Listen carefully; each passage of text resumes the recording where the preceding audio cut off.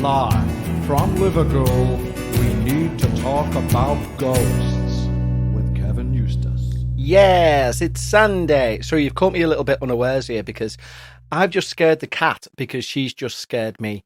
So what's happened is I've come into the recording room and out of the corner of my eye, I see this little thing move and I shriek. It's the cat's tail. So my shriek makes the cat run. So we scared each other and now we're just staring at each other as if to say, who's in the wrong here? Well, let me tell you, my feline friend. It's me. I'm definitely in the wrong. I apologise, cat. Do you accept my apology? I'll take that slow turn away as a yes. How are you all doing, guys? I hope you're all doing wonderfully well. It is Sunday. It's a bit of a different Sunday this week. Our patrons know why. And that is because to say that I'm ramped at work and snowed under is a complete understatement. I know that's no information of any use to use at all, but it is for the next part, because what I'm going to say now is it means I just don't have time to record an episode for today. I really wish I did. If I did, it means I'd be doing it literally at midnight after working solidly for about maybe 18 hours, something like that. And no one wants that. Be honest, nobody wants that. So I've managed to find a little bit of downtime to record a bit of an intro, which is this, and also record a Patreon episode for our wonderful Patreons. So what I thought I'd do instead, guys, is do a little intro for this, and I will play instead a Patreon episode, one that you won't have heard if you're not a Patreon. And obviously, if you are a Patreon, don't worry, because you're still getting a Patreon episode today. So we will all be Patreons for this very special day, and it's a one-off, and I hope you forgive me for having no standard episode out, but if you're a Patreon, you're still going to get an episode, and if you're not a Patreon, you're still going to hear an episode that you've never heard before. So everyone's a bit of a winner. Petit déjeuner. That's right, breakfast. And and if you've signed up to Patreon, I won't be singing your name in this show, of course, for obvious reasons, but I will in the next show. And if you want to sign up to Patreon to see what all the fuss is about, which you're about to find out, really, go over to patreon.com/we need to talk about ghosts. That's patreon.com/we need to talk about ghosts. I will be over my hectic week next week, and I will be back with you as per normal, or as per usual. There's a little funny side note. Becca, when I first met her, used to think that as per usual meant every other time, which was amazing for me because she's the most intelligent person I've literally ever met. So when she was like, doesn't that mean every other time? I was like, oh my God, it's something I know that you don't. So it was a very short-lived and very cheap victory. But I do hope that you're all staying well. Stay well till next week when I will give you a full and proper episode. In the meantime, please listen to Care from the Past, with an old Patreon episode to fill your boots, because I will still always endeavour to put content out, even if I can't physically do it myself. And for our Patreons, you lucky things will have a normal episode. Anyway, I'll catch you next week. I love you all. Tatty bye. But here's me coming back as my past self. But tatty bye for now. Live from Liverpool, we need to talk about ghosts Patreon podcast with Kevin Eustace. Yes, it's time for your Patreon podcast of the week. It's Sunday. It's a Patreon time. That sounded like I was like an Italian man. It's a Patreon time. It's a time for your Patreon. Is that racist? I'm not sure.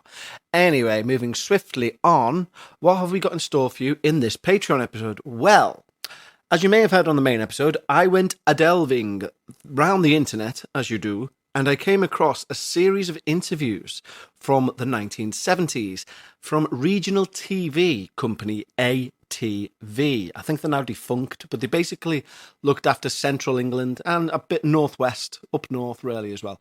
And on this little site that I found, you could search, there was a search engine, you could put in any topic, and it would bring up videos if they carried out interviews during the 70s on that topic.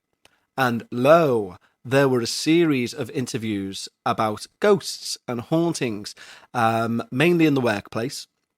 But what is interesting about these videos is the hysterical, because it's all 1970s style. So, you know, if you've ever seen the original Amityville, which of course you have, there's like, you know, the scene where he's cutting wood, where George Lutz is cutting wood, and it goes on for about 6 minutes. Because in the 70s and early 80s, it was allowed that you could just have long swathes of dead TV where nothing much was happening. These interviews were a bit like that, so I've had to edit them down, and I jump in with my comments on whether I think something's funny. For example, there's a very funny name of a former owner of a knitting warehouse, which you'll hear shortly, which is very funny. So yeah, it was really good. So it made me think what I'm probably going to do in the upcoming months. I'm going to put together a little series of videos where I'll show you these actual videos. So today's just the audio from them, but they're still that good. But I'm going to put together a little series of videos with me on the videos, commenting about the videos in a bit of a jokey style. But some of the stories, as you'll hear, are actually really good, and really scary. Okay, of course, as well, today we're going to spin that wheel, and find out just whom or who has won the signed copy of our book, of our True Listener Ghost Stories book that we brought out last year. We're going to send one of you wonderful Patreons a signed copy of that book. Yes, we will. We'll get that out in the post to whoever wins it, and we'll be doing the draw for that at the end of this show. Yes, we will. How exciting. And then we'll put the video of that up on the Facebook page as well, just so that everyone can see that it's been done fairly and legitimately. And all you have to do is like the post, which was a few posts below this. We're going to do another one in a couple of weeks, I think. Maybe for the same price, maybe for something different. I just don't know. But yeah, so that's what we're going to do today. We're going to look at some of these old TV interviews.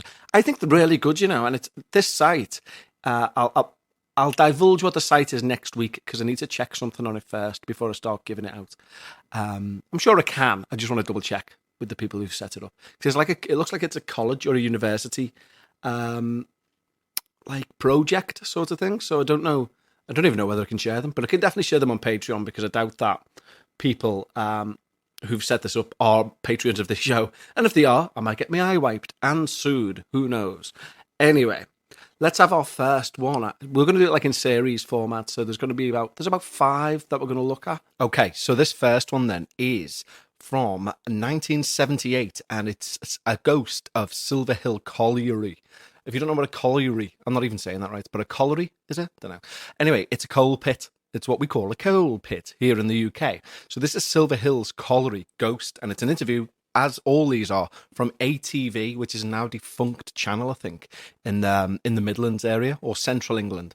And this is an interview with the people who work at the colliery about their ghost. No, it's not at all unusual. Over the years, there have been reports and legends of ghosts at various pits, particularly the older ones. And it's hardly surprising when you consider the conditions miners work in, often alone and in darkness, illuminated only by the light of their cap lamps, and in such circumstances the imagination can play tricks on one. Do you think it is all in the mind? There may be some element of practical joking sometime. One can't say categorically what is the case in every particular incident, but certainly I'm a bit sceptical about tales of ghosts. Now, here's an interesting thing. This pops up on all these interviews. Anyone who's in like a position of authority within that company, there's like some foremen, there's some managers, there's some overall company owners getting interviewed on these clips, but they all kind of like go, oh, but I don't believe in stuff like that and stuff like that. And it's really interesting. Whereas most of the female workers, they're all male, these fellas, obviously because it's the 70s, but all the female workers seem to be like, yes, it's bloody real and we're all going to die. Anyway, let's find out what actually happened. What is the story of the ghost? What exactly happened at Silver Hill Colliery? Well, it's said this 19-year-old young man went into work with 2 other men, and he stopped at his point of work, and the other 2 men went towards the coalface. And shortly afterwards, a man came from the direction of the coalface and said that he'd left his snap bag at the coalface. So the young man said he'd call up the other 2 men and ask them to pick it up. But when he called them on the communication system, they said they'd not passed anybody. And the young man then says he turned to the man who made the inquiry and he disappeared. And at that, the young man became quite distressed and left the pit, and I understand had to receive treatment for shock. Now, this is why I love ghost stories from like workplaces in the 70s and stuff like that. Because when nowadays do you hear someone say they seen a ghost or they saw a ghost and they required treatment for shock? Yes, they saw a ghost and it so disturbed them they had to go and get medical assistance to get through it. not me, but there's a legend anyway attached to the colliery. So let's have a listen to that. But isn't there a legend of a ghost at Silver Hill Colliery? Yes, I think it's a bit of a joke. There's supposed to be a ghost called Flatcap. Well, if he was down there, he'd be in breach of the regulations, and certainly the current ghost seems to be wearing the proper equipment. He had a helmet on. Amazing. Well done, sir. Yes. If he was wearing a flat cap, he'd be in breach of regulations. We'd have to hand him his cards. That's ridiculous. It's amazing. Well done. This is the 70s. It's like, well, you seen a ghost? Did he have on right regulated equipment? Did he not have a hard hat on? Well, I'm afraid if you see him again, you're going to have to send him to me.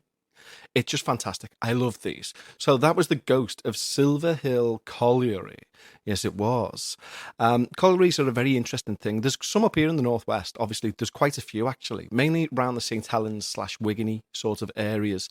And my dad, they were still all going before the Tories got rid of them in the 80s. And my dad said he used to drive past a particular pit, a coal pit in St. Helens.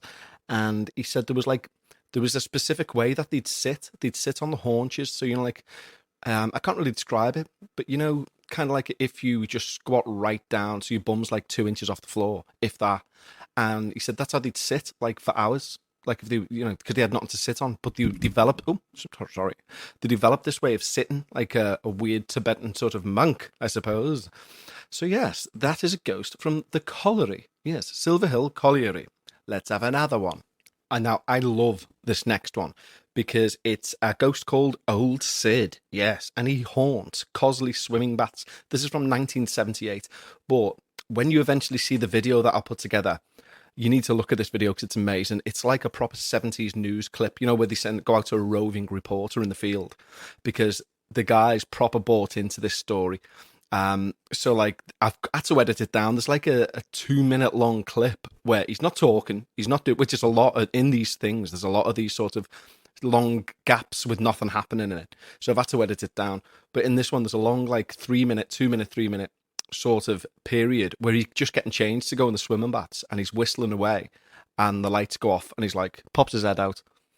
No, goes back into the changing rooms. The lights go back on and off again, and then there's like the rattle of some of the hangers in the changing rooms. And he's really bought into doing this. Like, they clearly went, there's meant to be a ghost in the bath. Just go and look at it, will you, and do a little report. Okay, well, if I'm going to make it Oscar worthy. So it's fantastic. I can't wait to show you that video. But this is the ghost Old Sid of Crossley Baths, or Crossley Baths. Now, I've included the first bit because it's amazing. Listen to him just going in and paying in to get into the baths. One for the baths, please. 20p, please.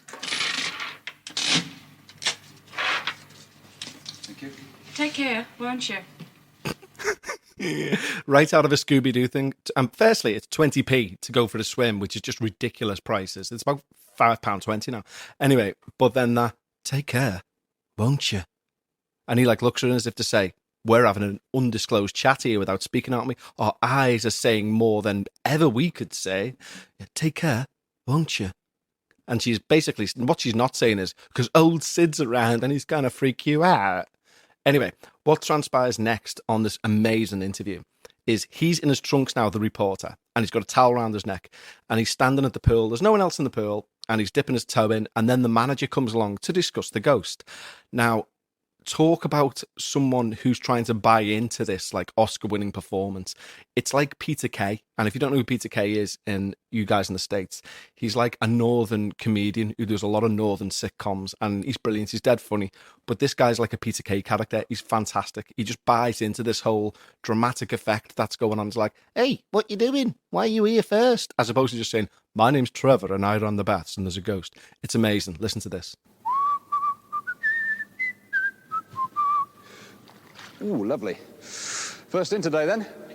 Yes, morning. Bit Hello. ruffled, isn't it? You're not the first, really.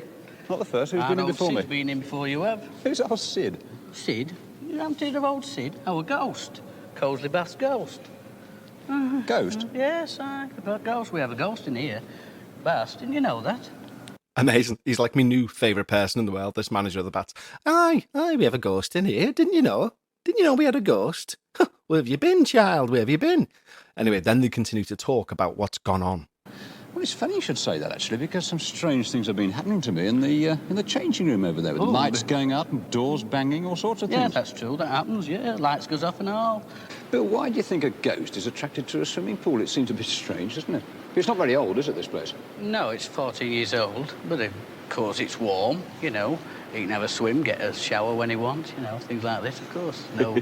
No worries at all. He's very active, though, isn't he? He gets everywhere. Oh, yes, so he's a good swimmer, a bit look of it, the ripples of the water we get on the night and in the morning, you know. I mean, this is the sort of thing that one expects, you know. Wow. I think we can all agree that this guy is amazing. In all of my research of ghosts and all of your stories that you've sent in everything that we've probably all collectively looked at, never in the history of the topic of ghosts has anyone, when asked, why do you think this place is haunted, turned around and said, well, it's lovely in here. We got a swimming pool. It's warm. You can have a swim. You can go about his day. He's not cold. Do you know what I mean? This guy's going to open a hotel for ghosts, I think. And if he does, I want the penthouse suite, pretty please. But he's just amazing. This guy, he's fantastic. He does eventually get serious. I think we're going to go into that bit shortly. But he does eventually say exactly what's gone on. But not before Sid makes an appearance. Now, of course, he doesn't. But this just puts the shine on how good this interview is. They clearly throw something in the pool and then go, what was that? Was that Sid? Aye, that was Sid, that. He's having a splash. He's having a little move around. So this is that part. Does he use the diving boards, does he? Well, I've never seen him, obviously. What was that? I don't know. Could be old Sid, of course, you never know. One night I came in here about 11:30, walks down the changing room, puts the lights on. The doors suddenly flung open, frightened the bloody life out of me, they did. And then I went down, got to the end, and the lights went off. Of course, I charged out, you know, thinking somebody there. Of course, nobody at all. Because fortunately, it's not just you, is it? I mean, everybody else in this place thinks that there's a ghost. Most of the staff, yes. One of my staff went down to clean the toilets one morning about 7:30. It was dark, obviously, you know. And, of course, he seen it. It passed him, frightened him to death. What's it look like, this chap? Old Sid. Well, old Sid is biggest chap, you know. We don't really know. He passes, you know, 2 or 3 times so fast, so, you know, you don't really get a vision of what he looks like, you know. But the female attendant has also seen him 3 or 4 times. Now, come on, do you believe in ghosts, really? I'm beginning to do, yes. Yes, I am. I'm beginning to wonder there's something about, you know, about the job, really. Yes, I am. It's not a, you know, not a thing that really happens to one, is it? I love that part there where he's asked what's he look like, and he jumps right in. Oh, he's a big guy, and then he's like, well, no one really knows what he looks like, do they? And then there's a fantastic bit coming up now. Honestly, I cannot wait to put this video together to show you, because the reporter and this wonderful new favourite guy of mine, they start walking away from the pool, and it's the end of the interview. But then he implies that Sid, this is the reporter, he implies that Sid has pushed him into the pool. It's comedy genius, and it just deserves the best actor Oscar. Here we go. Bill, it's not that I'm a coward or anything, but I don't think I'm going to have a swim today. I don't know what it is. I think I'll just call it a day, all right? Well, that's up to you, huh? What do you do that for? I didn't touch you. Come on, get out. It'd be old Sid. I didn't touch you. Come on, get out. It'll be old Sid. Good old Sid. Comes in for a warm and paper. Honest to God, he's amazing, this guy. You know what is really like kind of eerie watching these videos, though? Is that when you see them interviewing old fellas on it, like, or old women, you know, like on this interview where they're talking to my new favourite person in the world. He's clearly dead now. You know, as horrible as that is. That was like, what, 1978, was it? Or 74, one of the two. And so you're looking like, what? 30 years would be 2008. So about 50 years, between 40 and 50 years ago. This guy's in his 60s there. So he might not be dead, you know what I mean? But there's a good chance the majority of people that you're going to listen to are now dead, which is a little bit eerie, don't you think? Anyway, that guy's a legend, and I'm getting a poster of him. I definitely am. I'm going to get his face blown up and be like, hey, get out my swimming pool. Let's have some lengths. So he's great. Let's have another.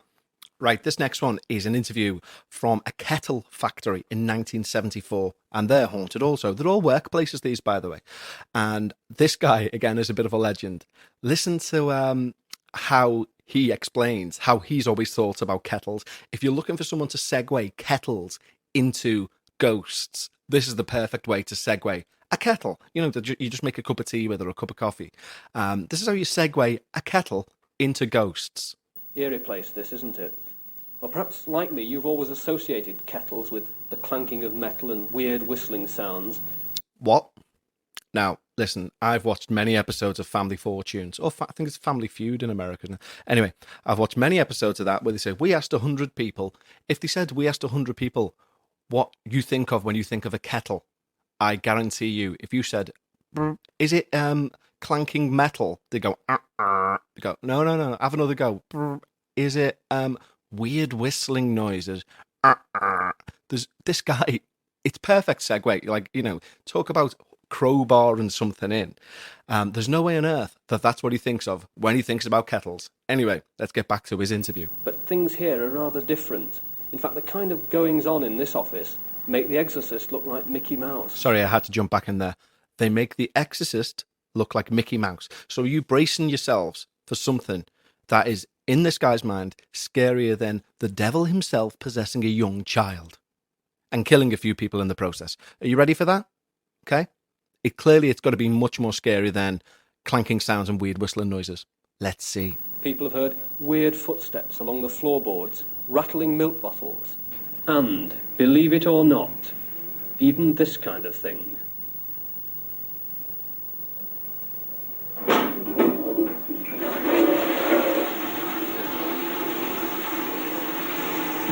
Yes, that's right.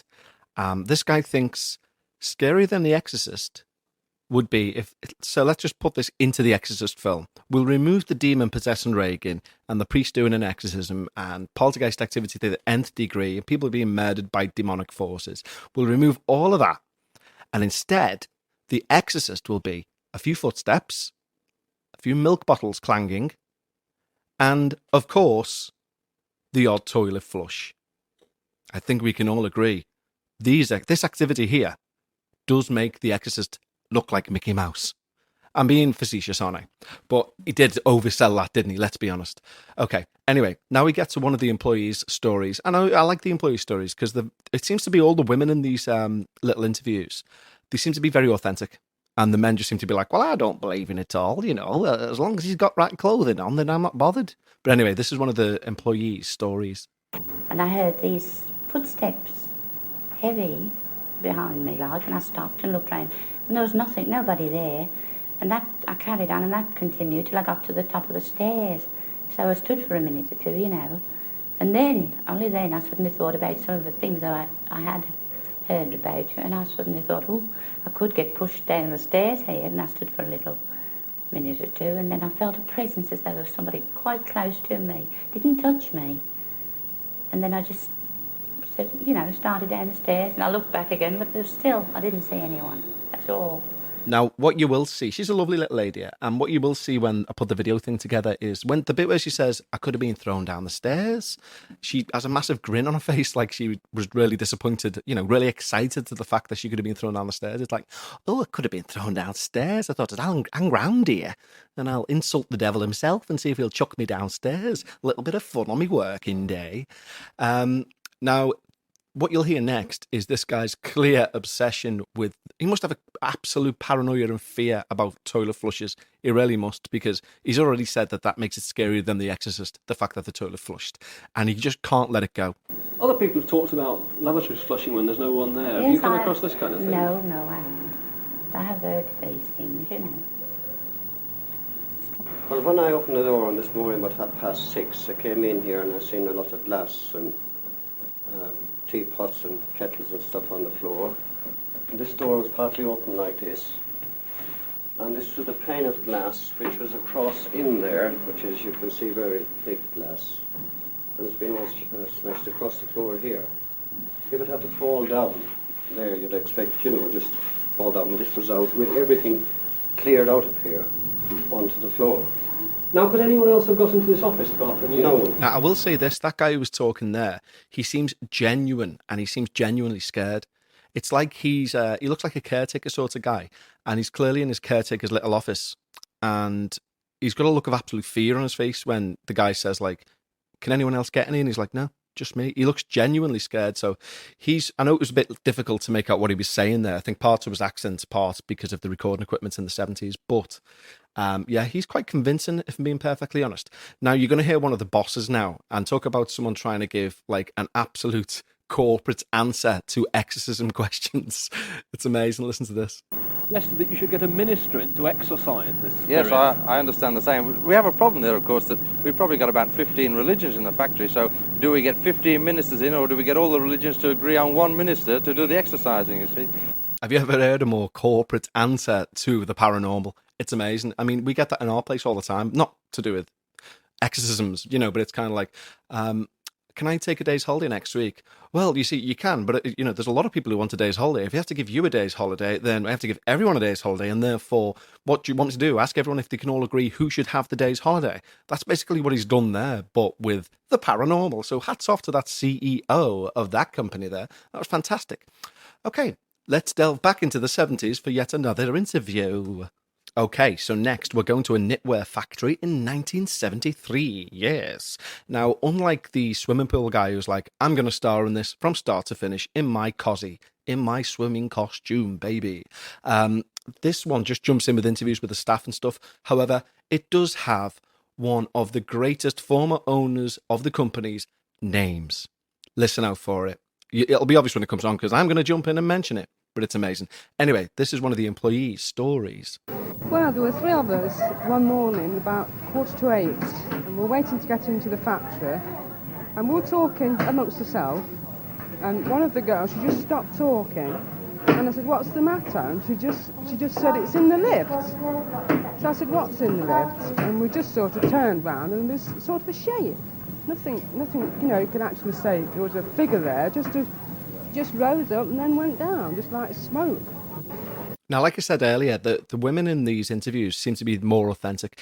And what I love about her little speech there is the fact that she doesn't try and like embellish it. She doesn't say there was a man in the lift or there was a figure. She's like, it wasn't a figure. We couldn't make out what it was. It was a shape. It was a shape of smoke and it just went up. It's so authentic. I've just got a shiver saying that because it's like she's just literally saying what she's seen. It's like catchphrase. She's just saying what she says. So yeah, she really she made me a believer of this little story. We're now going to hear the boss of the time of that knitwear factory telling us a little bit about the history of the place, which is very interesting.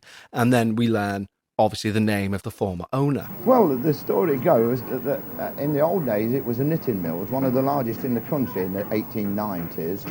And JW, as we call him, that's Mr. Bastard, who was the head of the firm. Did you get it? That's right. The former owner was called Mr. Bastard. Or Mr. Bastard, if you will, please. Please pronounce my name properly. It's Bastard. You don't get many bastards about these days, do you? No, not since the court allowed you to change your name. Now, you'll hear in the next part that, unfortunately, he met an untimely end. The poor bastard. He committed suicide on the premises, in which is now our knitting room. And how did he commit suicide? He hung himself in the offices, and seemingly over a lady, and seemingly he's never rested. Oh, the poor guy. What a poor bastard. He killed himself over a lady. How very 18th century, well, 19th century. How very like, oh, I shan't live anymore. I wonder if she said, I can't be with you, bastard, for our sons and daughters will all be bastards. Maybe. He's like, oh, you're right. Even if we're married before birth, there'll still be bastards. Perhaps. But either way, that's sad, isn't it? Yes, it is. Anyway, what you're going to hear next is another description of exorcism in terms of the fact they've got an exorcist in apparently in this place. And it makes me think in the 70s, exorcists must have had no free time because they seemingly everywhere in every northern factory, they must have like an on-call exorcist. And as has happened in this place, they also got an exorcist in. Well, the Archdeacon's been called in, he's carried out an exorcism, but do you really think it's going to make any difference? Mine, I'm hoping that he has gone, but then again, he's been a good friend to us because he's become part and parcel of the firm, and everyone has been quite happy about him and treated it I just joke, you see. But now the joke's gone, so what we're going to do now, I don't know. Talk about a mixed message. So, well, everyone likes him. He's part of the family, you know, and he makes everyone feel good, really. So we got an exorcist in to get rid of him. But now we're sad because if he's gone, we all treated him as a joke. Mr. Bastard. We treated him as a bit of a joke, and now the joke's gone. So we'll have to employ someone with sense of humour. So I don't know. But what a wonderful little tale there in your knitwear factory. Amazing. Let's have one more. This one is, I think it's the oldest of the lot. This is 1972, and it's a pottery warehouse in Stoke-on-Trent. Yes, it is. So let's see what this has got to offer. It was the footsteps we heard first. They came the full length of the corridor. They stopped. We heard this cough, and we saw a shadow, a dark shadow. And then the footsteps continued. And when the footsteps stopped, it was then that I could run down to have a look for myself at what was there or if there was anything there. And there wasn't. But I couldn't continue because it seemed as though I'd hit this block of ice. I went stone cold, and for a few seconds, I just couldn't move. Now, I don't know about you, but that genuinely gives me shivers. That is one of the best little descriptions of a workplace ghost ever. And what the hell is this block of ice that you ran into? You know, and you just couldn't move. This is amazing in terms of an anecdotal, first-person anecdotal ghost experience, albeit from 1972. I mean, how do you can't mistake that. It's not corner of the eye phenomenon, is it? It's you running into something icy cold and being unable to move past it. Amazing. So then we hear from her friend who stood next to her. What about you, Mrs. Thompson? How did you feel? Well, same as I say, I couldn't move. I just couldn't do anything at all. What, you were rooted to the spot I here, just were you? rooted to the spot. I couldn't move at all. No. Well, will you carry on working here now, or are you going to give up your jobs? If they can lay it, whatever it is, or put it at peace like Mr. Higginson said, yes, we'd continue here. But if we thought we got to see it again, no. Isn't that interesting? It's people going on record. I mean, I wouldn't do that now. If somebody said to me, if this on tape, if this changes in your workplace, will you leave if it doesn't change? Sorry. And I wouldn't say, yeah, I'm going to leave. I'm going to leave if they don't sort that out. Because I wouldn't want the managers seeing it and being like, oh my God, listen to this fella just saying he's going to leave if we don't pull our weight. I wouldn't do it now in 2021. This is 1972, where you could get sacked at the drop of a hat for nothing, for looking at someone the wrong way. And these ladies are on tape for the news report going, yeah, if they don't get rid of the ghost, we're not going to work here anymore. It's amazing. It's such a good story. Now, where the comedy comes into this is we're about to hear from a guy who's a self-professed medium. And he's the most well-spoken English medium, dressed full in 70s finery that you could imagine. Listen to him. He's fantastic. Mr. Higginson, what have you found out today? Well, when I first came, coming along, I was not so sure it was going to be a genuine manifestation, because so many that we brought out to, we find that they're really a figment of the imagination, or you can find some cause or natural means that makes it that it was not quite genuine. But when I got here, I was aware that there certainly was a manifestation. It was not a sort of evil thing. It was of someone that certainly wanted to communicate and had tried to impress people of her that she was here. But she's a lady that's worked here and has passed away, and I know who it is. So there you go. He's a very well-spoken man, bit of a cad.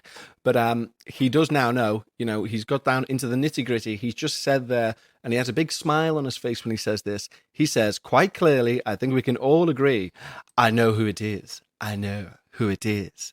Does he now? Let's see. I don't know entirely her full name, but I do know that it's a lady that worked here has been passed away very, very suddenly. I mean, I could have a stab in the dark that it was a former employee. Do you know what I mean? I wouldn't be doing a big grin and going, I know who it is. Oh, really? Who is it? I don't know the name. I know they used to work here and they died very suddenly. Most people die very suddenly these days. Do you know, no one goes, well, he was shot in the leg and he bled out on the floor over the course of 3 hours. It's, you know, most people, death is a sudden thing, isn't it, really? Anyway, I'm probably being a bit facetious with them. Let's see what more this very, very posh medium has to say. And was a very happy person, and was round about 55 to 60 years of age. But this is the 20th century. Can you honestly expect people to still go on believing in ghosts in this day and age? Now, there's a question and a half, isn't it? I mean, fair play to this journalist, because, you know, he could have very easily been like, well, you're done up to the nines. You're clearly very posh. I can't question what you do for a living, of course. But he didn't. He was like, don't you think it's a bit silly to believe in ghosts? And this answer is actually very good. Very good. Well, I think we perhaps believe not in actual ghosts, but that man survives the grave, because there are too many of us that know that it's true.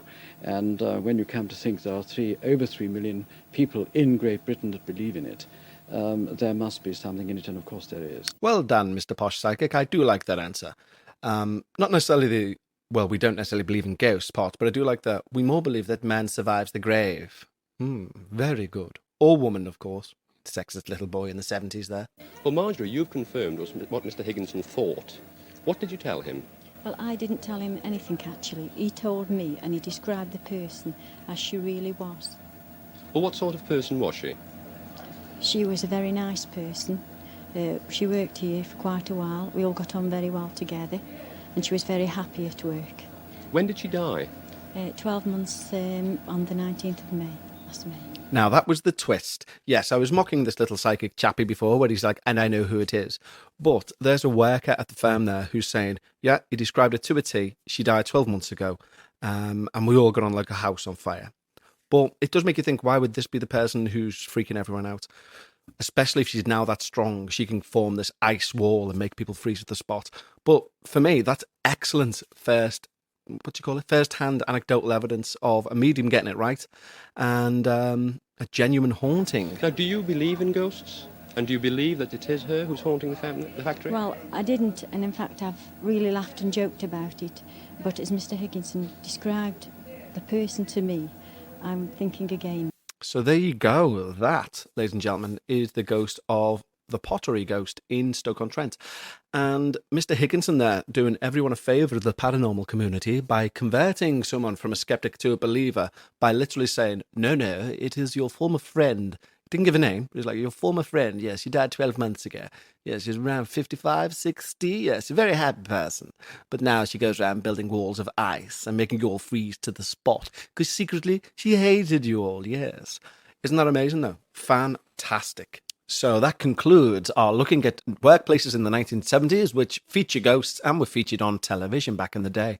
And like I say, I'm possibly going to do like a few YouTube videos or a little series of them, about 10 minutes long, just with what you've heard there, but with visuals, because you have missed out on so much comedy due to these interviews, not, just being audio, not being able to see the full effect. Because some of them are just laugh out loud. Like there's some haircuts doing the rounds in the 70s there that make you fall off your chair. And some which you think, I'm going to do that myself. There's one guy, he's got like a line of grey going round his hair. You don't see this haircut nowadays.